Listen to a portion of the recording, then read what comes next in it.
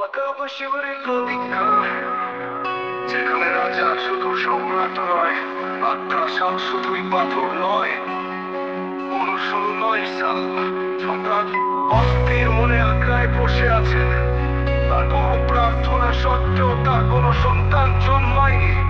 একদিন তিনি শুনলেন শেখ সলিম চিশতি নামক এক সাধকের কথা, যিনি ফতেহাবাদ নামক এক ছোট্ট গ্রামে থাকেন।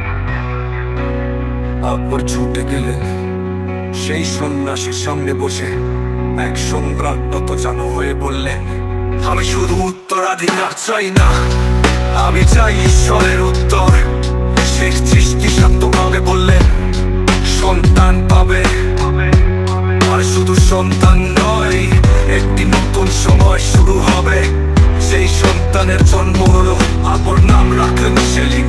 ভবিষ্যতের জাহাঙ্গীর তার কৃতজ্ঞতা স্বরূপ শেখ চিশতির আশ্রমের চারপাশে করে তুললেন অপূর্ব শহর। ভব্যপুর মানে জয়ের নগর, লাল বেলে পাথরের রাজপ্রাসাদ, হীরামান পাথরের মতো মসজিদ, দিওয়ানে খাস, দিওয়ানে পাঁচমোহন, প্রতিটা স্থাপনা যেন নিজে ইতিহাস।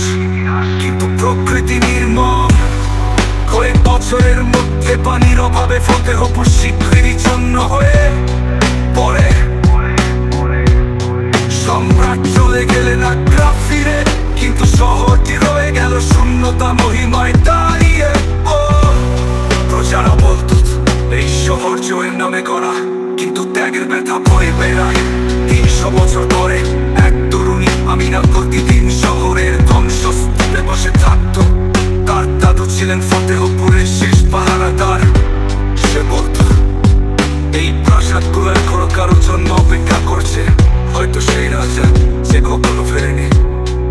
একদিন একজন ভিনদেশী পর্যটক আসে ইতিহাস খুঁজতে। সে আমিনাকে জিজ্ঞেস করে এই শহরের মানে কি।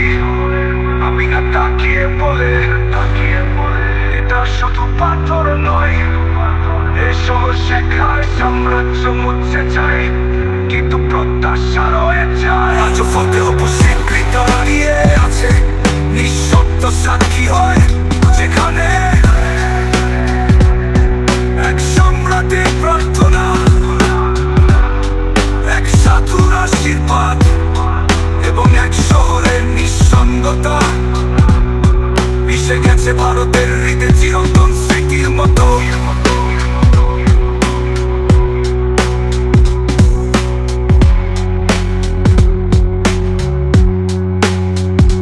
ফতেহপুর শিখরে দাঁড়িয়ে আছে, নিঃশব্দ সাক্ষী হয়, যেখানে এক সম্রাটের প্রার্থনা,